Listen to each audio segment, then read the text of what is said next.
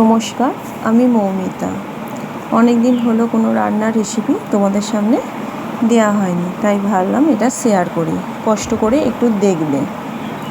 ব্যারাকপুরে দাদা বৌদি ও ডিবাবির বানানো বিরিয়ানি আজকে তোমাদের সামনে নিয়ে এসেছি রেসিপিটা।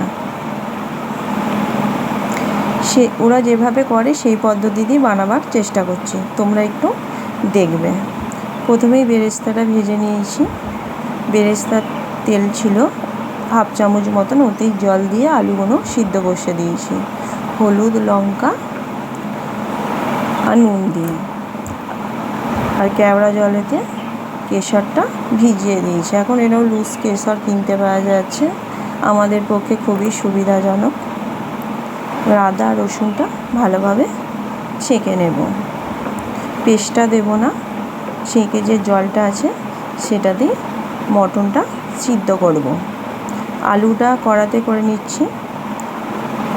মটনের পিসটা একটু বড় বড় আছে বলে সেইটা প্রেসার কুকারে দুটো সিটি মেরে নিলেই মাংসটা খুব সুন্দর হবে। আগে কড়াতে ভালোভাবে মশলাটা একটু মাখিয়ে নিচ্ছি।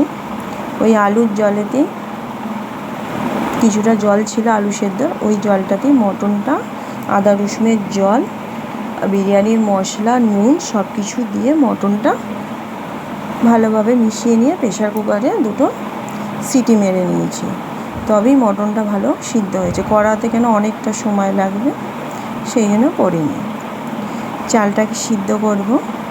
সাদা তেল, তেজপাতা, এলাচ যে যেমন পারবে জলটাতে দিয়ে ভালোভাবে চালটাকে ধুয়ে নিতে হবে। ধুয়ে তারপরে ওই জলে দিতে হবে। 2-3 মিনিট মতন চালটা ফোটালেই হয়ে যাবে। এবার বিরিয়ানিটা সাজাতে হবে, লেয়ার তো দিতেই হবে।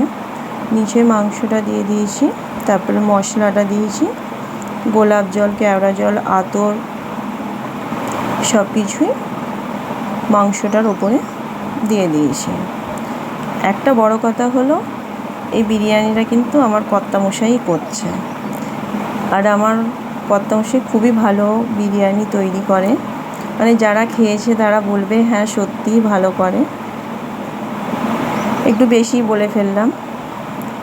টক দই আর খোয়া ক্ষীরটা ওপর থেকে গ্রেট করে দিয়ে দিচ্ছে। আর বিরিয়ানিতে খোয়া ক্ষীরটা না দিলে যেন বিরিয়ানি মনেই হয় না।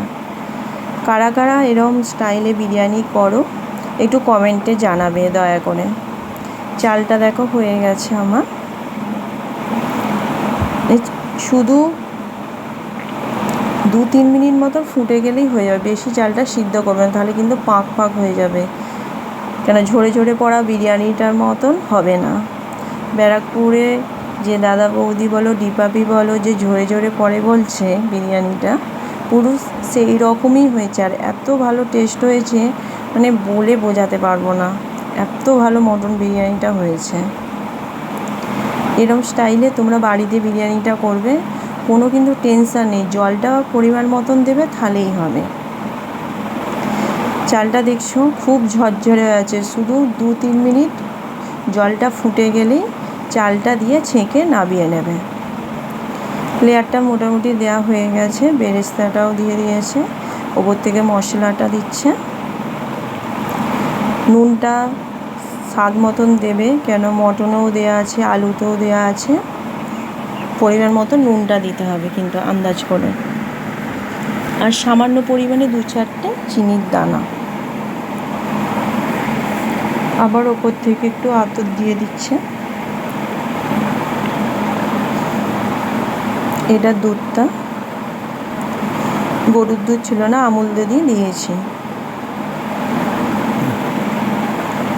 ওপর থেকে কেশর ভেজানো জলটাও দিয়ে দিয়েছে।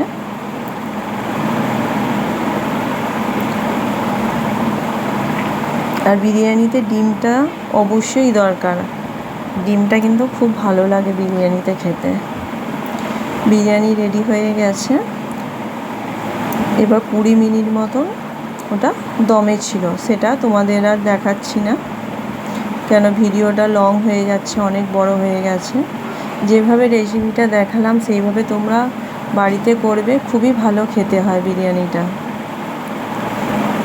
দেখো বিরিয়ানির চালটা পুরো এক একটা আছে, কারোর সঙ্গে কারোর লেগে নেই। ঘিটা স্কিপ করে গেছে, ওপর থেকে ঘিটা দিয়ে দেবে। দেখো বিরিয়ানিটা পুরো সেই ঝরে ঝরে পড়ার মতনই লাগছে, তোমরা দেখতে পেলে। আর মটনগুলো খুব ভালো সেদ্ধ হয়েছে, আর বিরিয়ানিটা খুব ভালো টেস্ট হয়েছে। পারলে তোমরা বারবার বলছি একবার বাড়িতে এইভাবে একবার বানাবে। কেমন লাগলো